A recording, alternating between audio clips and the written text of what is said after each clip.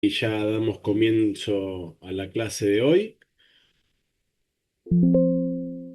Bienvenidos a todos. La clase de hoy está a cargo de la doctora Elisa Estensoro.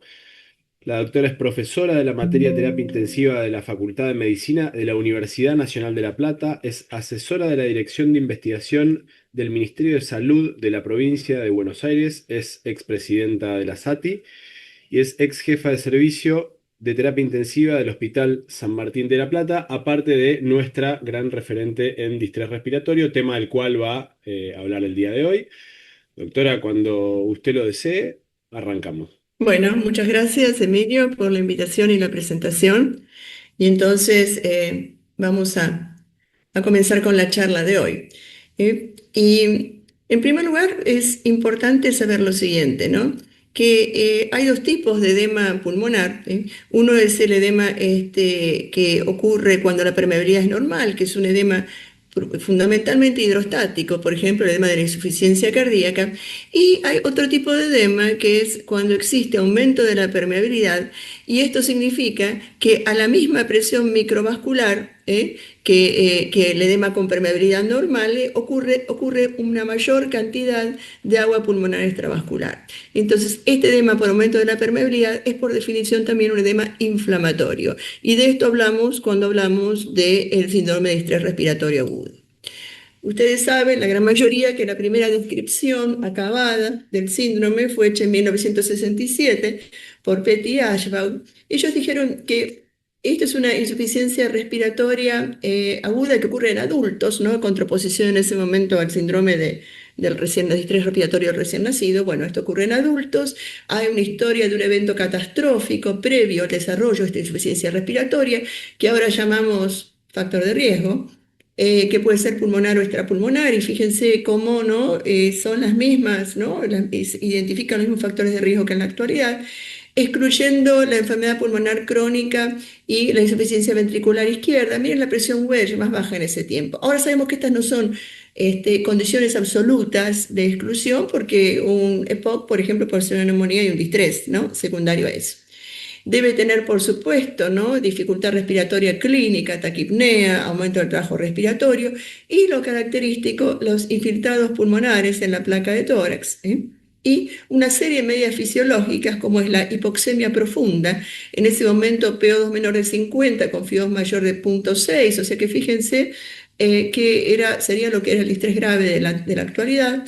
Pulmones duros, lo que se expresa por una caída de la compliance a menos de 50 mililitros por centímetro de agua, usualmente 20 o 30, y como digamos, las alteraciones fisiológicas que causan esta hipoxemia es el aumento del shunt y del espacio muerto ventilatorio.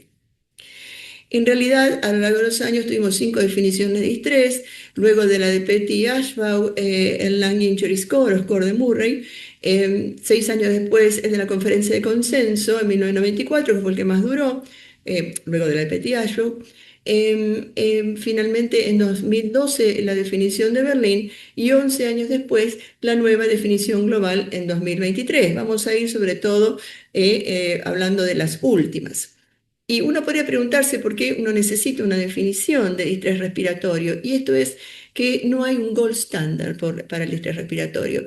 Hay un patrón histológico, el de daño alveolar difuso, que siempre se tuvo como gold standard, que es edema intraalveolar, inflamación, formación de membranas hialinas, bien característico, y hemorragia en la biopsia y en la autopsia pulmonar. Esto no es acaso lo patognomónico, el gold standard de distrés, que por otro lado nadie diagnosticaría, sería imposible diagnosticarlo con histología, ¿no? Por obvios motivos.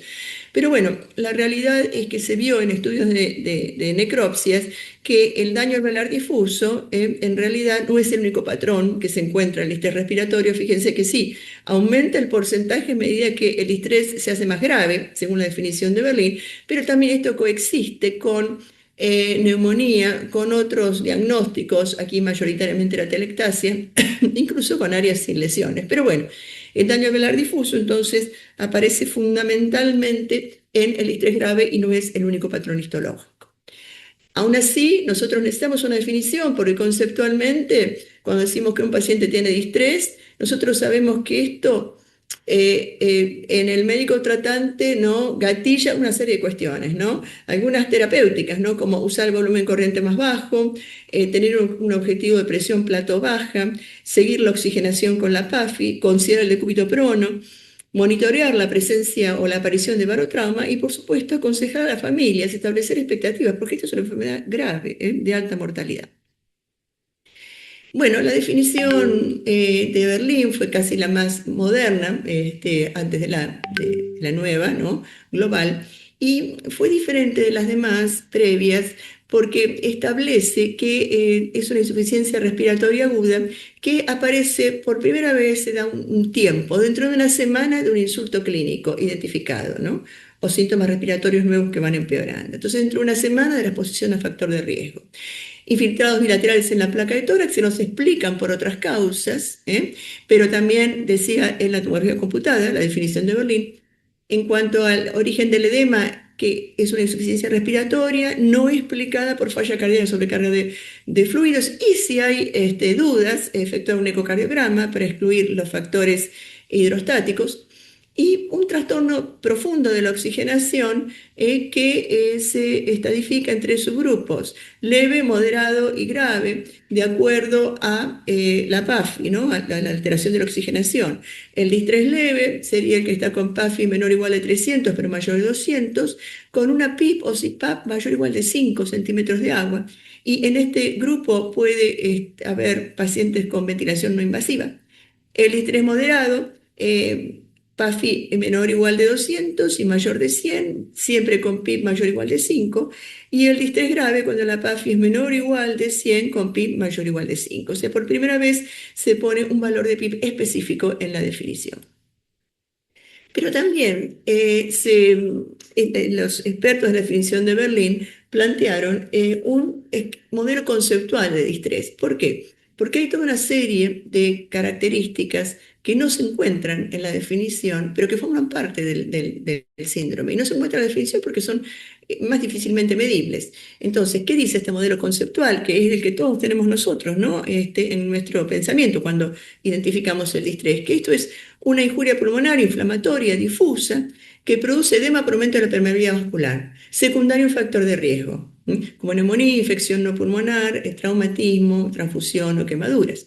Caracterizada por hipoxemia e infiltrados pulmonares bilaterales en la placa de tórax o en la tomografía, esto sí está en la definición. Un aumento de shunt y del espacio muerto alveolar y una disminución de la compliance como principales variables fisiológicas. La atelectasia, que por primera vez se nombra en alguna definición, contribuye a la pérdida del tejido pulmonar aireado y la gravedad juega un rol importante en la aparición de esta atelectasia. La presentación clínica puede depender del manejo, es decir, va a depender del nivel basal de PIB, de la estrategia de fluidos que utilicemos, de la sedación y del decúbito prono. Y la histología varía y incluye edema intraalveolar, inflamación, membranas hialinas y hemorragias llamadas daño alveolar difuso, que no siempre están presentes y que no son necesarios para el diagnóstico. Entonces, este es el modelo conceptual de distrés respiratorio. Y en 2023 tuvimos una nueva definición global. Y uno podría preguntarse, bueno, 11 años después, ¿era necesaria? Y la verdad que sí, porque hubieron cambios, ¿no? Una serie de cambios, sobre todo, que ocurrieron después de la pandemia, ¿no? Porque con la pandemia aceleró la utilización masiva de dispositivos y de monitoreo, diagnósticos y monitoreo que ya estaban siendo utilizados, y de tratamientos menos invasivos, pero con la gran cantidad de pacientes con insuficiencia respiratoria aguda hipoxémica, todos estos dispositivos empezaron a usarse de forma generalizada. Y esto tendría que ser entonces de alguna manera contemplado en una nueva definición. Y esta definición nueva, ¿qué dice la nueva definición global? Bueno, que no se requiere intubación, esto ya lo sabíamos, teníamos la posibilidad de ventilación no invasiva, pero también la posibilidad de pacientes con distrés que estén en cámara nasal de oxígeno de alto flujo a una digamos, dosis, digamos, de mayor de 30 litros por minuto, bueno, o ventilación invasiva CPAP mayor o igual de 5 de PIB, ¿no? Esto ya lo teníamos. Niveles de hipoxemia, PAFI menor o igual de 300, esto ya estaba en Berlín, pero también la posibilidad de diagnosticarla por medio de la relación SAFI, ¿no?, de la saturación de oxígeno por oximetría de pulso sobre la FiO2, y que el equivalente sería menor o igual de 315, ¿no?, milímetros de mercurio, siempre y cuando la saturación por oximetría de pulso sea mayor a 97. Y lo que establece entonces esta nueva definición es que justamente la SAFI es totalmente, o puede reemplazar la PAFI porque hay una relación lineal entre ambas y los puntos de corte, bueno, en vez de 300, 200, 100, podrían ser en pacientes que están monitoreados con oximetría de pulso 315, 235 y 148, de acuerdo a esta que es la ecuación de Rice. Los infiltrados pulmonares bilaterales podían ser confirmados por placa de tórax, tomografía computada, y lo nuevo por medio de ecografía, siempre y cuando haya un operador bien entrenado. Y lo más, digamos, que fue discutido fue que en lugares de bajos recursos no se requiere ni un nivel de PIB, ni de flujo de oxígeno, ni ninguna característica de los dispositivos de control. Y hay toda una serie de problemas que no se resolvieron con la nueva definición global. Uno es lo relativo a las imágenes, porque esto lo estamos arrastrando desde las primeras definiciones, ¿no? La gran variabilidad interobservador para evaluar los infiltrados bilaterales. Y la otra cuestión no resuelta es la falta de estandarización del soporte ventilatorio. Vamos a ver qué significa cada una de estas cosas. Bueno, decimos con respecto a las imágenes, en la nueva definición global, por supuesto, hallazgos bilaterales, ¿no? Por cualquiera de estos tres métodos, siendo que si con la ecografía se dice, bueno, compatible con edema pulmonar no cardiogénico, o sea, pérdida de dirección pulmonar, líneas B, anomalías de las líneas pleurales, no explicados por otras causas. No hay un gold standard para el diagnóstico por imágenes, dicen los expertos en la definición global. Tanto placa de tórax como la ecografía dependen del operador. La tomografía quizás es lo que más se parece a un gold standard, pero no es fácilmente lograble en estos pacientes. La placa de tórax tiene baja confiabilidad, pero al ser la modalidad de imagen que está más utilizada, más ampliamente utilizada en todo el mundo, se mantiene. Y la ecografía, por lo menos hasta el momento actual, debe utilizarse solo cuando no esté disponible la radiografía de tórax, especialmente en áreas de recursos limitados. Y quizás en el futuro se integrarán scores radiográficos y ecográficos para justamente estandarizar mejor esta cuestión de la bilateralidad de las imágenes. Y estos scores, en cuanto al score radiográfico, el que más, digamos, el más preciso de todos es el score RALE, que evalúa el edema pulmonar por cuadrantes, ¿no? 4 cuadrantes en cada uno la extensión, ¿no?, de la consolidación. Fíjese entonces, si no hay consolidación se da 0 puntos, menos de 25 un punto, de 25 a 52, es decir, en cada cuadrante se mide esto. Fíjense, esto es el right upper quadrant, esto es el left upper, ¿no? Y fíjense el inferior, ¿no? Y el inferior derecho, inferior izquierdo, y fíjense acá cómo se da el puntaje de acuerdo a la extensión. Pero también lo nuevo es que se le da un puntaje por densidad, ¿no? Que un punto si la densidad es nebulosa, 2 si es moderado y 3 si es denso. Fíjense, acá ninguno de estos le dieron al denso, solamente al uno izquierdo se le da nebuloso, todos los demás es moderado.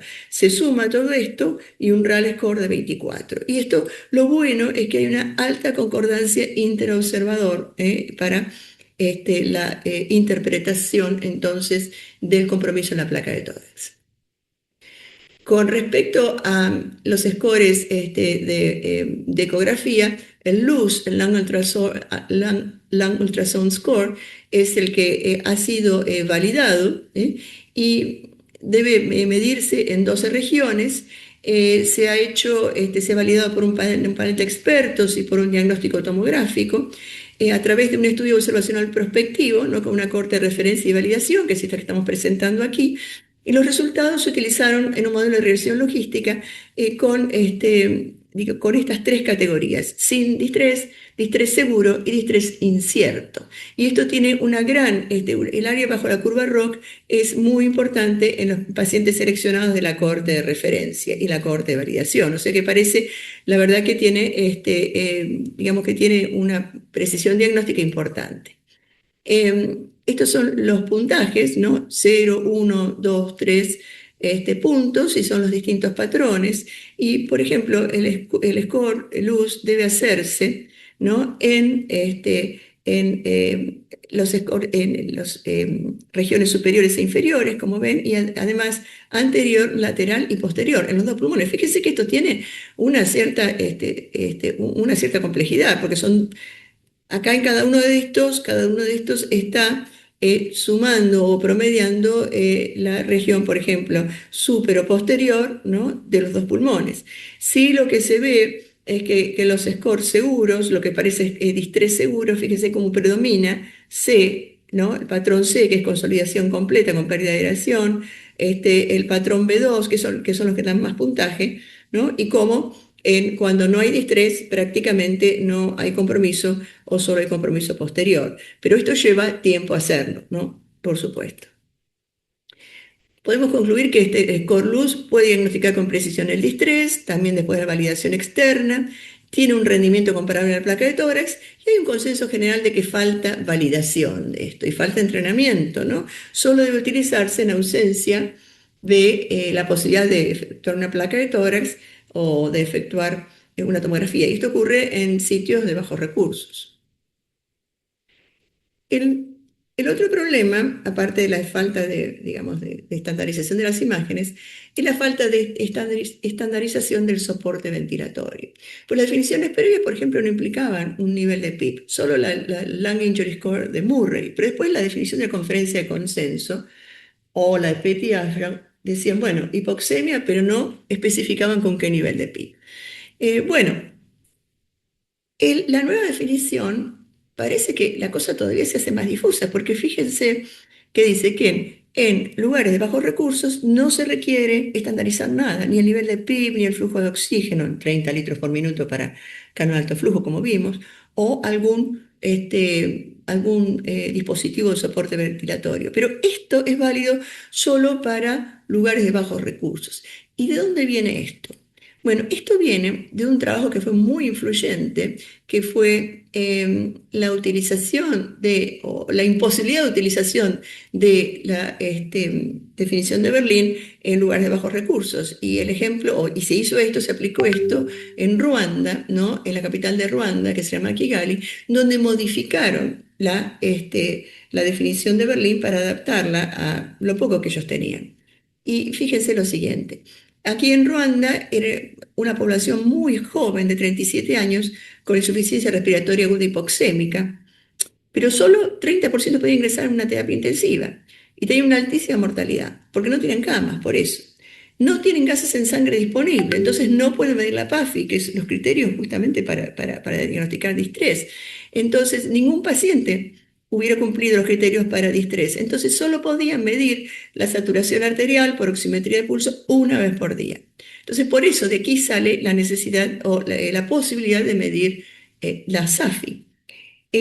La mayoría de los pacientes no podían tener una placa de tórax, o sea que los infiltrados bilaterales no se podían diagnosticar por este medio, pero ecografía se podía hacer en todos.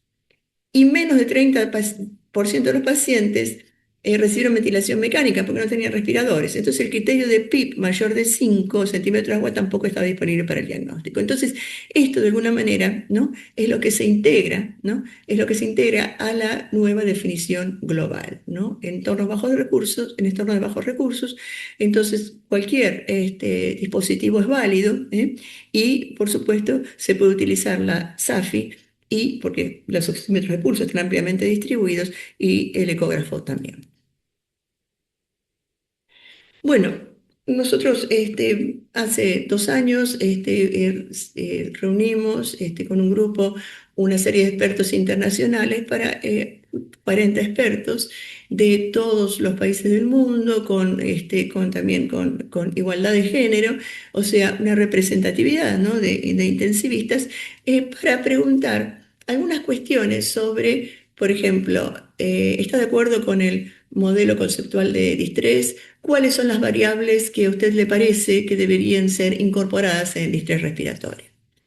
Y esto apareció fue publicado en Lancet Respiratory el año pasado, y la realidad es que más del 80% de los expertos estuvieron de acuerdo con el modelo conceptual de estrés respiratorio, que aquí también se vuelve a mostrar. Edema pulmonar por aumento de permeabilidad, insuficiencia respiratoria aguda luego de la exposición a un factor de riesgo, eh, eh, disminución de la afasia e hipoxemia profunda, caída de la compliance, ¿no? Todas las cuestiones que dijimos hoy, posibilidad o diagnóstico de infiltrados bilaterales en la placa de tórax y shunt, ¿no? Y aumento del espacio muerto como mecanismos de hipoxemia subyacentes. Bueno, pero nosotros también les preguntábamos, fíjense, por todas las distintas variables, ¿no?, que fueron utilizadas a lo largo del tiempo para diagnosticar distrés respiratorio, y también nuestra idea era que uno puede utilizar, o podría quizás en el futuro, haber una definición clínica de estrés, otra para investigación y otra para educación. El verde es amplio consenso en los expertos, y a medida que va cayendo el verde y apareciendo los celestes es menos consensos. ¿En qué hubo gran consenso entre los expertos? En el comienzo del tiempo, en utilizar la SAFI, en tener presente los factores de riesgo, en seguir utilizando la PAFI, y los infiltrados en la placa de tórax y los infiltrados en la tomografía computada. Pero no fue tan aceptado, fíjense, no fue tan aceptado la utilización de la ecografía, porque la sensación era también, como con los expertos de la definición, que todavía no está lo suficientemente validado. Y, por ejemplo, algunas medidas como la driving pressure, bueno, se planteó y quizás sirva, ¿no?, para un diagnóstico o de distrés, por ejemplo, para investigación, pero no para criterios clínicos, ¿no?, o para criterios de educación. Y todo las variables fisiológicas como espacio muerto, biomarcadores, tampoco fueron considerados como apropiados, por lo menos por el momento actual, para ser incorporados a la definición. O sea, con la PAFI hubo acuerdo, pero fíjense, cuando se preguntó más específicamente sobre la PAFI, bueno, la mayoría decían, bueno, los puntos de corte son útiles, pero en combinación con otros parámetros, ¿no? O sea que fíjese que la PAFI también, como único criterio, tampoco es aceptado. Ahora bien, ¿cuál es la carga de la enfermedad de distrés? Si esto es una enfermedad importante, relevante en las unidades de terapia intensiva.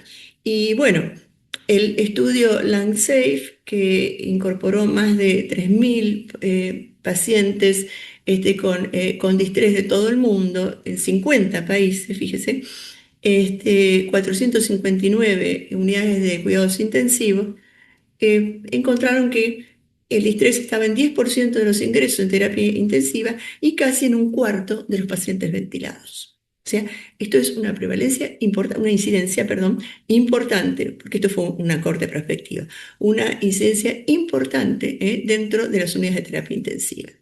Y nosotros, unos cuantos años atrás, en el año 2000, hicimos el primer estudio de distrés respiratorio en Latinoamérica, y fíjense que fue un estudio multicéntrico, bastante parecido, ¿no? 7% de los ingresos en terapia intensiva, casi 20% de los ventilados. Pero esto puede cambiar. Fíjense lo que pasó durante la pandemia de COVID. Este es nuestro estudio de distrés en ventilados, y en 1909 ventilados, el 80% eran distrés respiratorio. Fíjense cómo cambia según, a veces, ¿no?, sobre lo que está pasando, ¿no?, o sobre el momento temporal. ¿Cuáles son los factores de riesgo más importantes para la aparición de distrés respiratorio? Si nosotros miramos entonces el estudio más grande, que es el LungSafe, los 4 que están arriba, los más frecuentes, primero es la neumonía, lejos, fíjense, casi el 60%, la sepsis extrapulmonar, la aspiración de contenido gástrico y el shock no cardiogénico. Y más o menos todas las series son iguales. Ahora bien, no todas las neumonías hacen distrés, eso lo sabemos. No todos los shock sépticos hacen distrés. ¿Qué porcentaje de neumonías hacen distrés? El 8%. Lo que pasa es que es la primera causa, porque la neumonía es muy frecuente. El shock séptico fundamentalmente desarrolla estrés respiratorio en 18% de los casos. ¿Y cuál es el factor de riesgo que con más frecuencia se asocia al desarrollo de estrés? Las quemaduras. No son frecuentes, fíjense, pero cuando están, ¿no? La posibilidad de desarrollo de estrés es elevada. O sea, una cosa es la frecuencia en general y otra cosa es la fuerza, ¿no? de desarrollo de distrés respiratorio de los distintos factores de riesgo. También es importante comentar esto, ¿no? Que la obesidad fue un factor de riesgo en el distrés durante la pandemia por COVID, pero esto ya se había observado durante la pandemia por influenza H1N1 en el 2009. Fíjense, esta es nuestra entonces el estudio SATI-COVID, el estudio que hicimos en pacientes ventilados con COVID y de los cuales 80% de estrés respiratorio, 44% obesos, ¿no? Y esto se vio prácticamente en todas las series. Y después hay toda una serie de factores de riesgo que están ocultos, ¿no? Que no son visibles. Y esos son factores genéticos, diferencias genéticas entre los distintos pacientes que seguramente esto también está en relación con los distintos factores de riesgo y la posibilidad de estrés respiratorio, porque casi todos estos factores genéticos lo que muestran son genotipos proinflamatorios, ¿no? Que están más asociados al desarrollo de estrés respiratorio. Esto, por supuesto, es conocimiento que está en desarrollo permanente. Bueno, ¿cómo les va a los pacientes con distrés? Y fíjense, el estudio de Berlín, en el cual se desarrolla la definición, se ve que el distrés leve, moderado y grave tiene mortalidad creciente, 34, 40 y 46%, o sea, puede ser un 40% en general, en estos 3.022 pacientes de todo el mundo. ¿Y qué pasa en América Latina? Bueno, nosotros este año, el 2024, publicamos un trabajo que tuvo presente los estudios con distrés que se hicieron en América Latina, que fueron solamente 32 a lo largo de los años. Y miren cómo fue esto, ¿no? El primero fue de 1990, también fue de nuestro grupo, y la mortalidad de este total de estudios fue del 52%, elevada. Ahora bien, si nosotros dividimos en dos segmentos temporales, y esto es antes del estudio de la IRDS Network, ¿no? que estableció, ¿no? la ventilación protectora, fíjense que aquí la mortalidad era un promedio del 66% y luego con la ventilación protectora baja notoriamente. Y es más, cuando hicimos un análisis de sensibilidad y tuvimos presente solamente los pacientes o los trabajos que habían utilizado la definición de Berlín, baja a un 46% y se parece más a lo que pasa en todo el mundo. Pero la realidad es que a los pacientes con distrés, como los pacientes con sepsis o con cualquier enfermedad crítica, les va distinto de acuerdo a en qué país se encuentran. Y esto es, aquí lo que vemos, este es el LungSafe, pero es un estudio de variación geoeconómica. Y acá lo que vemos en vez de mortalidad es la otra cara, es la probabilidad de sobrevida, ¿no? Y aquí se ve que los pacientes que provenían de Estados Unidos y Canadá eran los que tenían mejor sobrevida, los de Europa y América Latina están acá prácticamente solapados, ¿no? Pero bueno, de acuerdo a dónde vivas, ¿no? Y esto está relacionado obviamente a una cuestión de recursos humanos, recursos físicos, ¿no? Y recursos tecnológicos y procesos de cuidado. Con respecto a los predictores de mortalidad, o sea, más allá de la mortalidad, hay factores de riesgo que están más asociados a un peor pronóstico. Estos son todos los estudios, la mayoría de los estudios que habían utilizado o habían efectuado alguna regresión logística para ver, y esto sirve para aconsejar también a los familiares, ¿no? Cuáles son los predictores independientes de la mortalidad en distrés. Y fíjense como la mayoría de los pacientes aparece edad, edad, edad, edad, pero también aparece fallas orgánicas, ¿no? No pulmonares, cirrosis, cirrosis, cirrosis, enfermedad, neoplasia, sepsis, esto es comorbilidades. Fíjense cómo aparece también el Lung Injury Score, ¿no? Que tiene algunos tiene un patrón, tiene insertado o incluido la PAFI, también tiene que ver, pero en realidad, fíjese, la PAFI es importante, pero mucho más importante parecen ser las comorbilidades y las fallas orgánicas que tienen los pacientes cuando ingresan a terapia intensiva. Y cuando uno ve, bueno, o analiza de qué se mueren los pacientes con distrés, fíjense, este estudio es el primero de 1985 y hay cosas que siguen muy igual. El estudio de Montgomery. Un tercio de los pacientes se muere precozmente de la enfermedad de base. Acá hay muchos traumas de cráneo, ¿no? O pacientes con cirrosis o de graves comorbilidades. Y dos tercios se mueren de las complicaciones, o se morían, ¿no? En este estudio. 68% de sepsis síndrome de falla multiorgánica y solo un 16% de fallo respiratorio irreversible.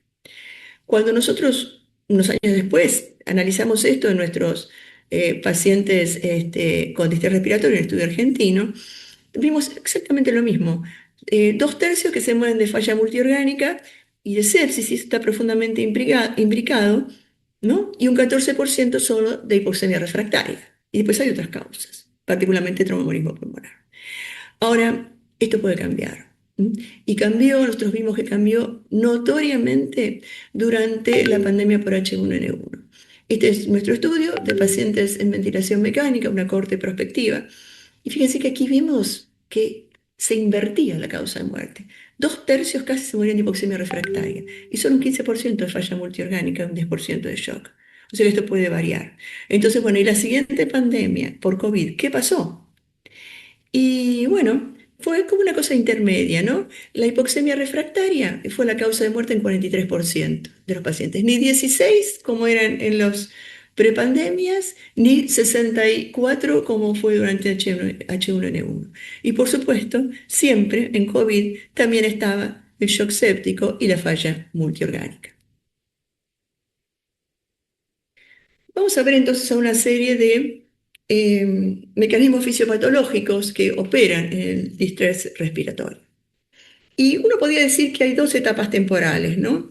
El distrés precoz, ¿no? El que predominan el edema, la inflamación y el colapso de las zonas dependientes, es decir, todo lo que se encuentra en el modelo conceptual de distrés, y una etapa más tardía, que luego vamos a caracterizar, que es cuando interactúan todos estos mecanismos de daño junto con los mecanismos de reparación, ¿no? Que se ponen en marcha casi inmediatamente. Y bueno, ¿qué es lo que ocurre a nivel alveolar en el distrés respiratorio? Bueno, nosotros dijimos con claridad que que los factores de riesgo pueden ser de causa pulmonar, es decir, venir del espacio aéreo, como las neumonías o la aspiración de contenido gástrico o el trauma pulmonar, pero también pueden venir sistémica, por vía sistémica, ¿no? Por vía vascular. Y así es la sepsis de origen no pulmonar, el trauma. Pero sea lo que sea, hay un mecanismo de daño que es la activación macrofágica, que es lo que ocurre primero, y esto activa a su vez a los neutrófilos, esto activa la secreción de citoquinas, y esto ¿m? produce, ya sea que venga por vía, decíamos, como respiratorio, como sistémica, un aumento de la permeabilidad vascular con pasaje de fluidos, mediadores de inflamación, células al intersticio y luego a el interior de los alvéolos inundándolo y generando estas membranas hialinas que son tan características que ocurren justamente por el depósito de las proteínas plasmáticas. Ahora bien, la injuria que acabamos de ver, es decir, este aumento de los mecanismos proinflamatorios, que incluso es bastante más complejo, ¿no? De lo que acabo de plantear, la injuria es difusa.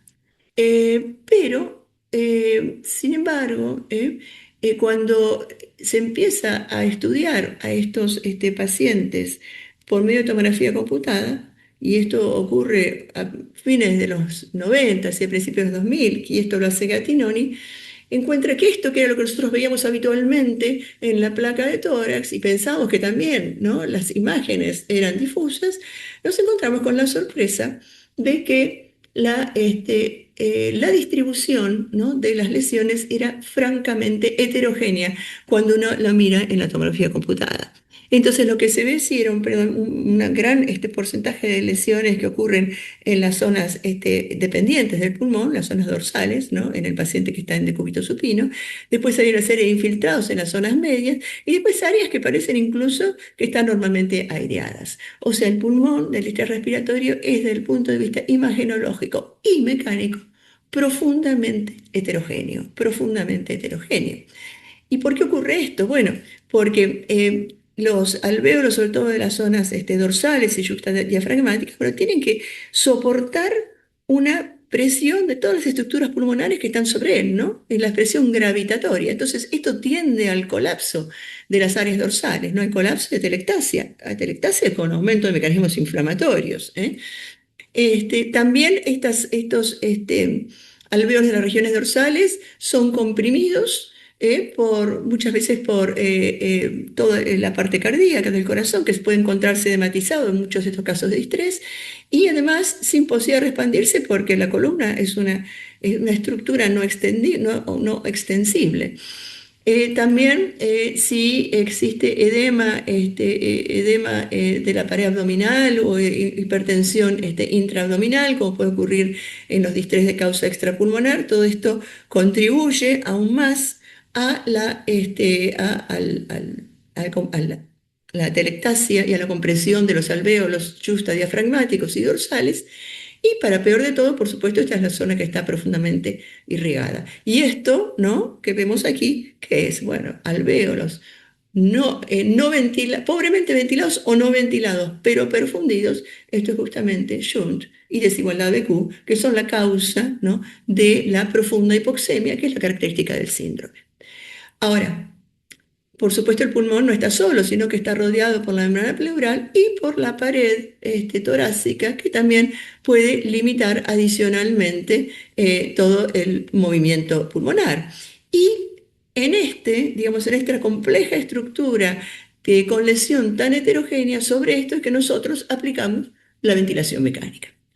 Y la ventilación mecánica se caracteriza porque, bueno, es una presión, ¿no? Aplica una presión, ¿no? Es una fuerza de distensión que aplica una presión y esto se llama estrés, ¿no? El estrés es la presión que se desarrolla, ¿no? En las estructuras pulmonares, ¿no? A partir de esa fuerza que aplica la ventilación mecánica. Pero a su vez, esta presión, esta fuerza de distensión, provoca una deformidad, un cambio de volumen, y esto es lo que se llama strain, ¿no? La deformidad, la deformación generada por la presión. Bueno, eh, ¿cómo medimos entonces el estrés? Dijimos que es una presión y la medición de esa presión que se desarrolla se efectúa a través de la medición de la presión transpulmonar, que es la diferencia entre la presión en la vía aérea y la presión pleural. Es decir, en realidad se intenta medir con esto la presión de las estructuras yuxtapulmonares. La presión pleural, por supuesto que no se puede medir. Se mide solamente en situaciones experimentales, es compleja, varía de acuerdo al lugar, ¿no? en que se mide. Y hay un análogo, ¿no? que puede llegar a medirse en algunas situaciones, que es la presión intraesofágica.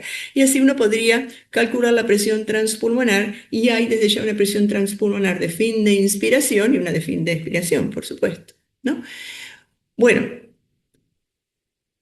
con respecto al strain o cambio de volumen, ¿cómo podría medirlo? Bueno, el cambio de volumen que va a producir la ventilación mecánica, que lo hace a través del volumen corriente, también va a depender de las características del pulmón, ¿no? De la capacidad residual funcional del pulmón. O sea, esa deformación depende de la relación entre el volumen corriente seteado y la mecánica pulmonar.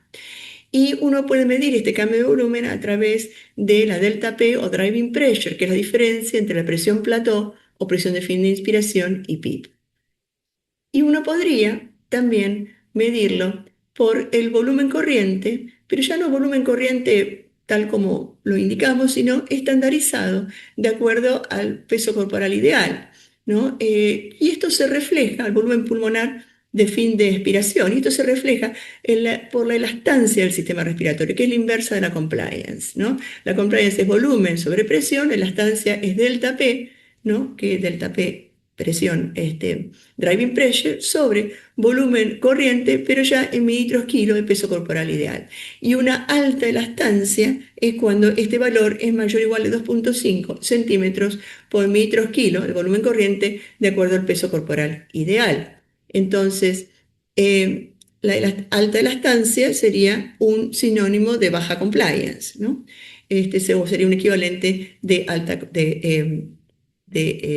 baja compliance. Alta elastancia, recuérdense que es la inversa de la compliance.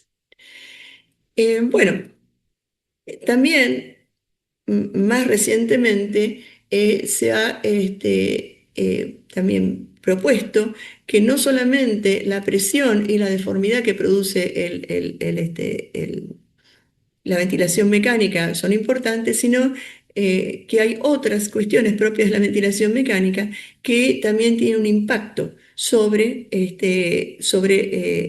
pulmón con distrés respiratorio, ventilación mecánica, y estas son la frecuencia respiratoria, porque no es lo mismo este golpe 12 veces por minuto que 20 veces por minuto, el flujo y el nivel de PIB. Y esto justamente es el concepto de potencia mecánica, ¿no?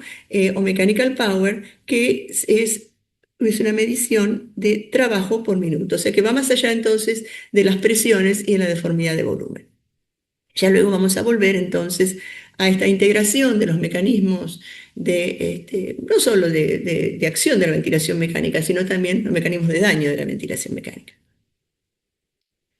Bueno, ya comentamos que la fuerza de distensión de la ventilación mecánica se explica por un pulmón que es muy heterogéneo, ¿no? Desde el punto de vista mecánico y desde el punto de vista tomográfico. El tomográfico es obvio. Ahora, desde el punto de vista mecánico, lo que está planteado es que los alvéolos que se encuentran en las áreas más dorsales y más yuxtadiafragmáticas en realidad soportan presiones que van mucho más allá de las presiones pulmonares máximas y que necesitarían, quizás para ser distendidos estos alvéolos, 80, 100, 120 centímetros de agua, porque están colapsados, llenos llenos de lo que se llama sticky atelectasia pegajosa, y por supuesto que estos valores de 80 a 120 centímetros de agua son incompatibles con mantener la integridad pulmonar. Recuérdense que la presión máxima pulmonar total es de 60 centímetros de agua, o sea que hay alvéolos que probablemente difícilmente se van a poder abrir.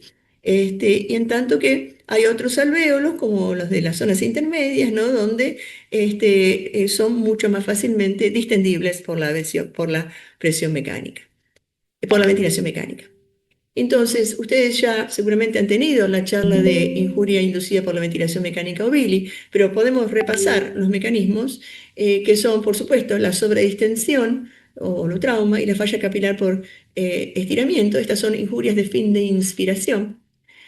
El colapso repetitivo o atelectrauma, que es la injuria de fin de expiración.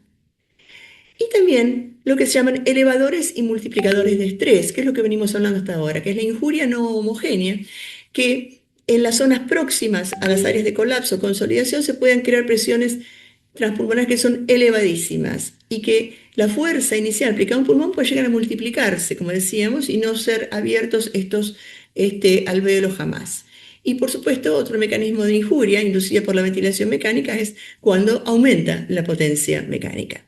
Todo esto, como sabemos, es que actúa sobre las células epiteliales endoteliales, o sea, las del alvéolo, las de los capilares pulmonares, que están ancladas a la matriz intracelular por integrinas, que son proteínas, en paralelo con las redes de elastina, y esto lo que produce entonces todos estos mecanismos de daño es la fatiga de la matriz extracelular, se rompen los polímeros de esta matriz, ¿no? Y esto se llama mecanotransducción, es decir, cómo esta fuerza mecánica se va transformando en una fuerza química o que se producen hialuronidatos de bajo peso, y esto es lo que produce aumento de la actividad inflamatoria o biotrauma, que es la vía final común de la injuria inducida por la ventilación mecánica. Entonces, ¿cómo puede uno ventilar a los pacientes correctamente, pero limitando, ¿no?, la posibilidad de Billy en el estrés respiratorio? Entonces, una cuestión que se ha planteado es mantener una presión de fin de inspiración, una presión plató menor de 30 centímetros de agua. Y esto parece un parámetro clave. Uno se plantea, bueno, ¿es seguro el 30 para evitar la aparición de Billy? Pero vamos a ir viendo toda esta cuestión. ¿De dónde viene el factor protector o el valor protector de 30? En realidad viene de estudios fisiológicos en los cuales a ratas se las ventiló. Acá lo que se midió fue la presión pico, más que nada en las ratas, y se midió también edema pulmonar, ¿no? Agua pulmonar extravascular. Y lo que se vio, ¿no?, que a medida que se suben, ¿no?, las presiones pico, aumenta el agua pulmonar extravascular y que ese aumento es marcadísimo a partir de 30 de presión, ¿no? Entonces, de ahí viene un poco el 30, pero esto además tiene un correlato, podemos decir, clínico y en la sobrevida de los pacientes. Miren, acá tenemos días perdón, valores de presión plató en el día 1 de estrés. Este es el estudio ARMA al cual vamos a ir. Y lo que vieron estos investigadores fue que a medida que subía la presión plató, como ustedes ven, aumentaba la mortalidad. Y que una presión plató hasta 30 más o menos era compatible con una mortalidad aceptable. Pero a partir de 30 esto aumenta de forma marcadísima. Ahora, a mí siempre me gusta traer este trabajo, que es un trabajo, fíjense, bueno, de grandes investigadores, el Distrés, Slatsky, Gattinoni, Ranieri, y ellos hacen lo siguiente: estudian un grupo de distrés con tomografía computada y ven dos tipos de patrones, un grupo que ellos llaman más protegidos y otro que llaman menos protegidos. Y acá vamos a mirar, ¿no? Azul es aireación normal, verde es atelectasia, rojo es hiperinflación y poco aireado es lo amarillo. Entonces uno mira este grupo que no está tan grave, los más protegidos, y a fin de expiración y a fin de inspiración prácticamente no cambia esto, no cambia mucho la atelectasia, pero tampoco hay sobredistensión, no hay rojo. Ahora, en este grupo de pacientes más graves, bastante más graves, a fin de expiración, fíjese, la mitad está atelectasiado. Luego de la inspiración, ¿qué pasa? Las zonas normalmente aireadas se pasan a hiperinsuflación y esto, lo de atrás, las áreas atelectásicas, ni se mueven. O sea que en este grupo de pacientes, la verdad que la ventilación mecánica habitual lo que produce es hiperinsuflación o puede producir hiperinsuflación de alveolos sanos, ¿no? Y quizás ni logra aumentar, ¿no?, la capacidad residual funcional. Pero lo interesante de todo esto es que en ambos casos la presión plató era menor de 30, tanto acá, que era 25-26, como acá. Entonces, ¿qué quiere decir esto? Quiere decir que 30 es un número, perdón, que nos da cierta seguridad, pero que expone grandes heterogeneidades regionales. Eso que decíamos, ¿no? La heterogeneidad mecánica, la heterogeneidad en las imágenes, bueno, puede a veces generar un número total de presión plató que pareciera que es seguro, pero que en realidad no lo es. Entonces, estos pacientes, en realidad como eran pocos, no pudo demostrarse la mayor mortalidad de este grupo, pero sí se demostró que tenían menos días libres de ventilación mecánica y muchas más citoquinas, ¿no? Lo cual eh, corresponde, ¿no?, a los mecanismos de Billy que venimos comentando. Ahora, el menor de 30 siempre, bueno, quizás en los obesos o en los pacientes con presión intraabdominal aumentada, uno podría corregir ese rango, podría haber un rango un poco superior o tolerarse un rango un poco superior de presión plató. Y por medio de esta ecuación, presión plató corregida es igual a la presión target, que pongamos que sea 30, más presión intraabdominal menos 13 sobre 2.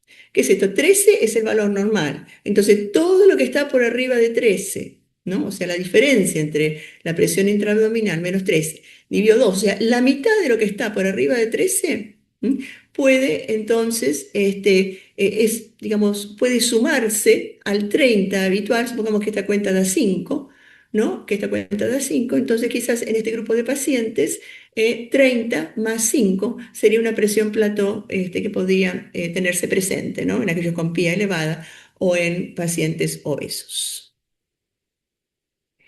Y también es interesante ver este estudio de actividad metabólica, ¿no?, en los pacientes con distrés. No hay muchos, por eso lo traigo. Fíjense, esto es la tomografía de un grupo de pacientes, de nuevo el grupo de los italianos, ¿no?, que ve áreas colapsadas a fin de expiración y también a fin de inspiración, que prácticamente no cambia, áreas normales.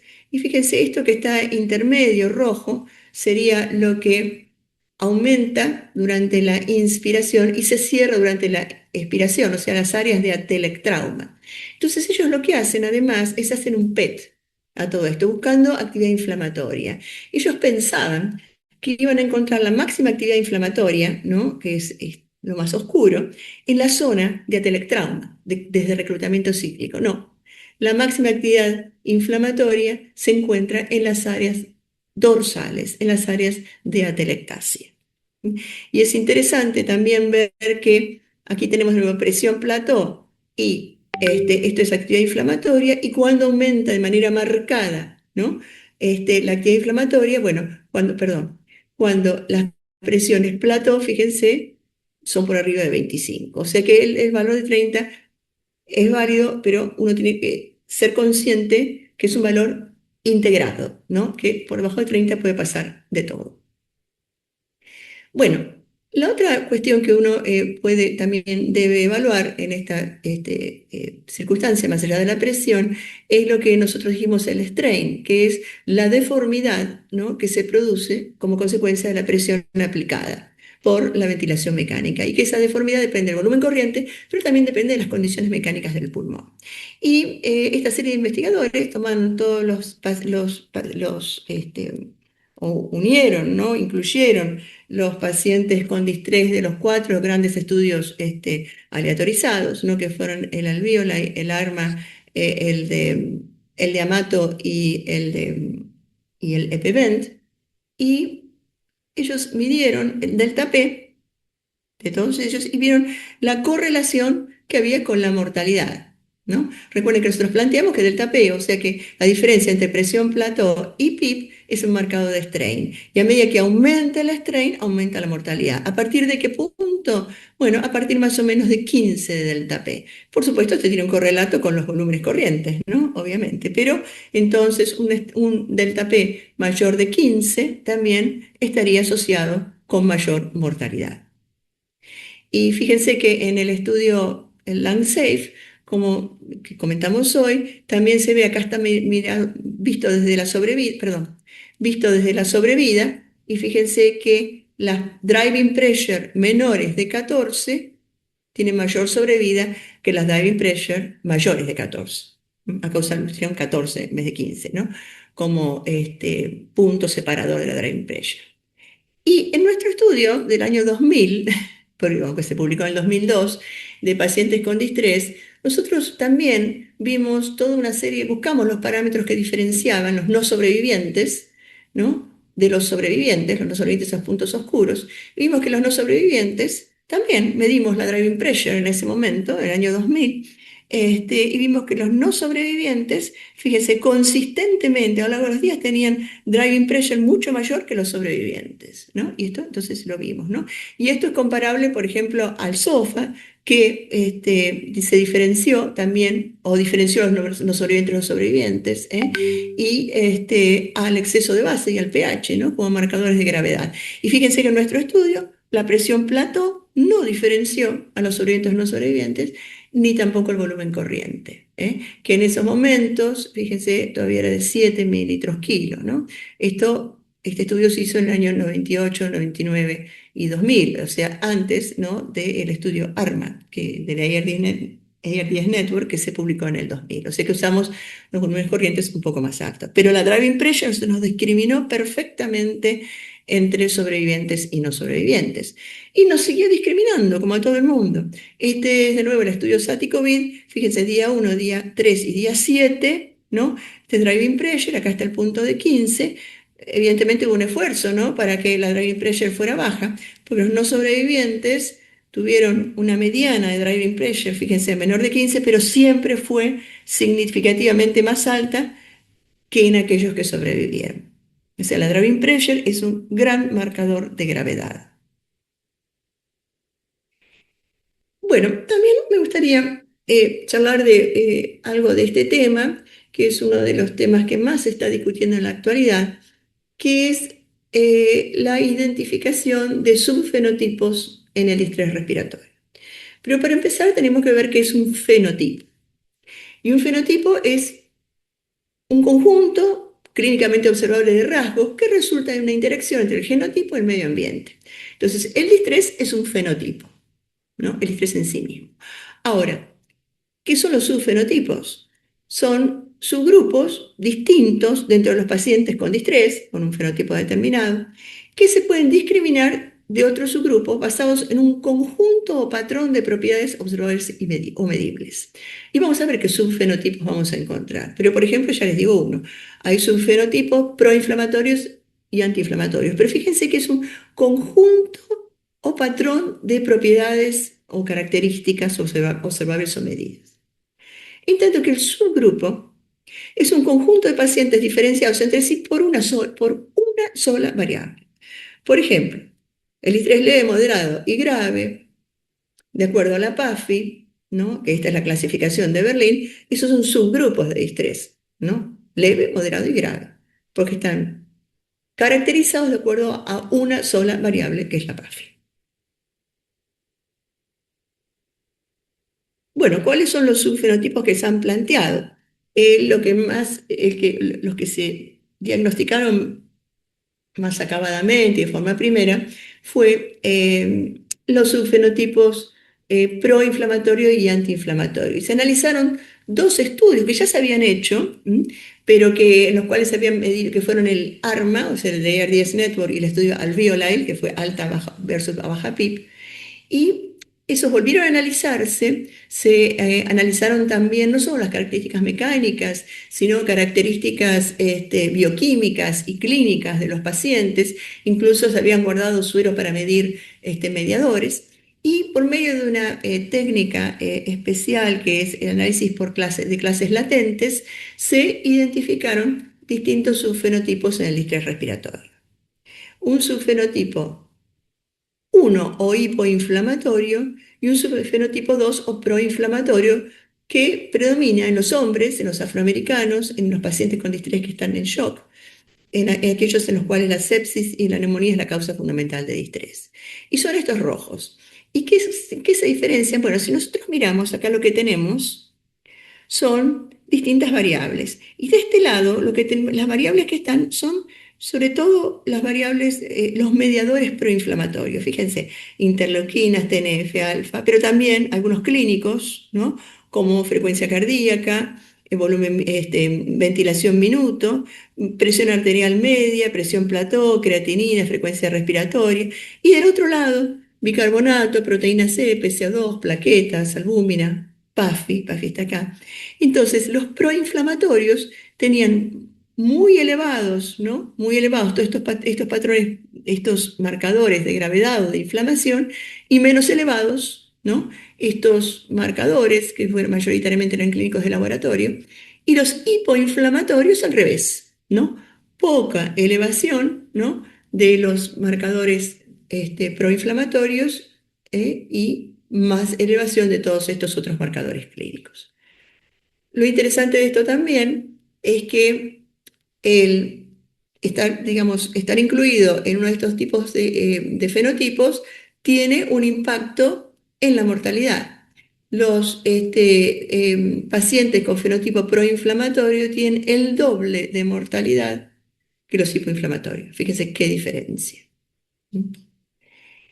Y hay otros subfenotipos propuestos para el estrés respiratorio. Por ejemplo, focal o no focal, de acuerdo a las imágenes, ¿no? O reclutable versus no reclutable, ¿no? De acuerdo a datos fisiológicos. Otro subfenotipo es deterioro y estabilización, aquellos que tienen deterioro, sobre todo a lo largo de los días, de algunas variables como el ventilation ratio y la potencia mecánica, les va peor. También está planeado o está planteado que de acuerdo a la etiología, los pacientes pueden tener otros distintos subfenotipos. El subfenotipo de los pacientes sépticos es distinto que de las pancreatitis, que del contenido gástrico. Pero ¿y por qué es importante esto? Porque la identificación de los subfenotipos podría ser la base de la medicina personalizada en el futuro. Porque si uno se plantea, por ejemplo, un tratamiento antiinflamatorio como el tocilizumab, ¿no? En realidad, habría que darlo solamente en los fenotipos proinflamatorios, porque quizás en los subfenotipos hipoinflamatorios, ¿no? Un antiinflamatorio como el tocilizumab podría producir aumento de la mortalidad. Entonces, por esto es importante el tema de los subfenotipos, ¿no? Porque lentamente, posiblemente nos vaya llevando a la posibilidad de efectuar una medicina más personalizada de acuerdo a las características de los pacientes. Bueno, vamos a seguir con cuestiones fisiológicas, ¿no? Como repasar, porque esto seguramente ya lo han visto, cuáles son los mecanismos de hipoxemia en el estrés respiratorio. Y algo ya dijimos, ¿no? El principal es la presencia del shunt intrapulmonar, o sea, alvéolos que no están ventilados, que están colapsados, pero que son perfundidos. En segundo lugar, la alteración BQ, ¿no? Que puede ser alvéolos que están pobremente ventilados y perfundidos, o alvéolos que están ventilados y no perfundidos, como se podrían ser las zonas de hiperinsuflación. Y también el impacto de la presión venosa mixta sobre presión arterial de oxígeno, ¿no? Es decir, si la presión venosa mixta, que es un efluente sistémico, ¿no? De cómo está efectuándose la oxigenación en los tejidos periféricos, si es muy baja y hay un shunt importante, es decir, supongamos un shunt del 50%, ¿no? La mitad del volumen minuto cardíaco no efectúa oxigenación. Si viene con una PO2 venosa mixta, por aumento de extracción de oxígeno periférico, esto va a impactar sobre la PO2. Este mecanismo solamente es operativo en el estrés respiratorio, obviamente, ¿no? Donde hay un alto, donde hay una alta proporción de shunt. Bueno, el shunt, como decíamos, es el mecanismo más potente de hipoxemia. Eso se sabe desde hace ya muchos años. Fíjense, estos niveles crecientes de shunt, y recuérdense que esto siempre es porcentaje del volumen minuto cardíaco, ¿no? Produce una caída marcada de la PO2, ¿no? Y la PSO2 aumenta al final, ¿no? El shunt por sí mismo puede no producir aumento de la PSO2, pero sí en estadios finales del distrés. Una manera de monitorear un tipo de desigualdad BQ, que es el efecto espacio muerto, es por medio del ventilatory ratio o ventilation ratio, de las dos formas, que es un indicador indirecto de espacio muerto o de la eficiencia de la ventilación. Vamos a ver qué es esto. El ventilation ratio se calcula de la siguiente forma. La ventilación minuto medida de un paciente, ¿no? Por supuesto que a esta altura están todos en ventilación mecánica, que es volumen corriente por frecuencia respiratoria, por la PCO2 de ese paciente. Recuerden siempre que la PCO2 es una medida, ¿no? de la ventilación, de cuán adecuadamente se efectúa. Sobre la ventilación minuto predicha, y esto es peso corporal ideal por 100, ¿no? Sobre la PCO2 ideal, que está cercana a 40. Y esto más o menos, ¿no? Da alrededor de 1 en valores normales. ¿De dónde sale esta cuestión o cómo se ha corroborado esto? Bueno, en un estudio muy importante en el cual se midió, ¿no? Ventilation ratio, ¿no? En distintos cuartiles, y se midió el espacio muerto fisiológico. Y se vio entonces la gran correlación que hay, ¿no? Es decir, no solo por una cuestión teórica, ¿no? Sino que en la práctica, ¿no? Esto se correlaciona de forma marcada con el espacio muerto. Tanto que estos investigadores dijeron, bueno, el ventilation ratio aumenta, ¿no? Con la gravedad del distrés respiratorio. Ellos lo midieron. En el distrés leve, el ventilation ratio para ellos fue alrededor de 1,5, de moderado alrededor de 1,8, el distrés grave alrededor de 2, ¿no? Recuerden que el valor normal era 1. Entonces, ¿qué te sirve para medir entonces el espacio muerto? Y esto nosotros también lo medimos en nuestro grupo de distrés respiratorio con COVID, y fíjense cómo encontramos lo mismo, que el ventilation ratio fue mucho más alto en el distrés severo, luego seguido del distrés moderado, y el distrés leve era mucho más baja. En el COVID en particular, el aumento del espacio muerto fue secundario a microtrombosis. Recuerden que esto es una particularidad propia del COVID, ¿no? Que presenta una endotelialitis, trombosis y angiogénesis, ¿no? Entonces hay vastos territorios alveolares que están ventilados y no están perfundidos. Bueno, ¿cómo evoluciona el estrés respiratorio? Nosotros ya hoy comentamos esta imagen, ¿no? Y la realidad es que a medida que transcurre el tiempo, decíamos, los mecanismos de compensación se activan, ¿no? Y lo que ocurre es, por ejemplo, aumento de pasaje de agua, ¿no? Desde los alvéolos hacia el intersticio. Esto se hace a través de acuaporinas, ¿no?